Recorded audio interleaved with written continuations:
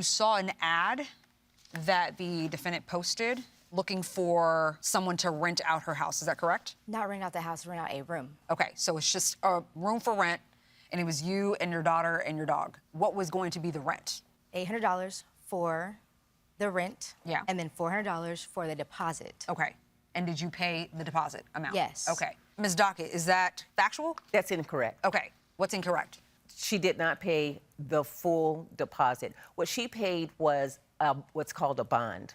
And a bond is if you are going to accept the position as a live-in caregiver. First of all, you're going to meet with my case manager. Okay, wait. She was responding to this ad. Is that right? Yes, I put it on roommates.com, but I'm in need of a caregiver. Okay. And so if I was to put out a room for rent, and if there was a job, the job pays $3,000 per month.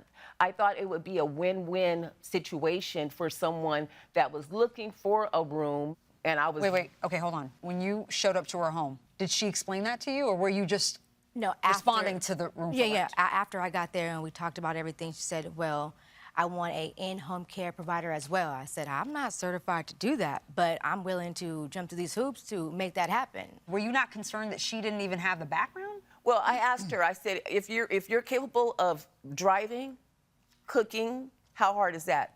She signed. Well, some people just want a room to rent. They don't want to do all that. Well, she accepted the position. Okay, did you give her a bond? No, I gave her no bond. I don't even know what that is. What did you pay her when you showed up to her home?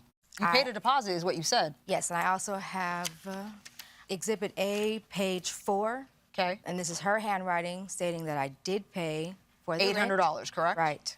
And with a $400 balance for deposit. Ma'am, that doesn't make any sense. I said, the room, you don't have to pay for it at all. This is a win-win situation for you and for your 4-year-old daughter. If she got certified? Oh, no, she doesn't. All she had to do was just do a criminal background check. That's it. And you did that background check? We got all of the information, but then when we started to get all of that information back, she backed out. She did not want anything to do with it. She said, no, I want to be a roommate. I don't want the job anymore. I said, you can't go back and forth with this. I said, because you've already met with our case managers. You've already met with his injection nurse. So all this happened a week after she moved in? Yeah, but it happened 3 days. Okay. So at that point, you thought that the living situation couldn't continue because you were looking for a living care provider. You can still work. Without completing a background check. Without completing the criminal background check, because I am an independent contractor. I can hire whoever I want to. Okay. So I let her know. And you were adamant that you still wanted to hire her? I was adamant that I was going to hire anybody because I had just got out of intensive care. And my son, he's disabled. I could not take the risk of going back into ICU and my son being unattended. Judge Juarez. So I want you to look at her text messages on page 12. Okay, page 12. Yes. And these are text messages provided to us by Ms. Farrer. Okay. You write to her, our contract is never discussed by texting. Mm-hmm. What did that mean? That means that she wanted to text me throughout the day and tell me, well, I didn't clean up this morning because of this, that, or the other. I made sure that she had a list of things that she had to do, that she had to perform. Okay, why couldn't they be discussed by texting?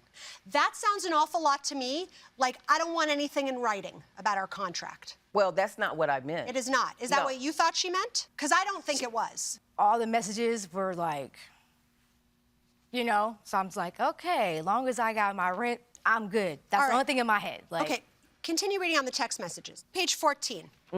14, hold on. And she says, so we're getting kicked out in January 2024. You see that? Mm-hmm. And you wrote to her, no, you're not getting kicked out, and please stop saying that. Mm-hmm. This position is only temporary. Yes. The reason why I said that it was temporary is because she told me 3 days after she moved in, I don't want to be your living caregiver. You're too much of a problem. You want too much. You complain too much. I don't want to do it. What I told her when she started is if you do not want this position, I will give you back your $800, but you're going to have to leave the premises.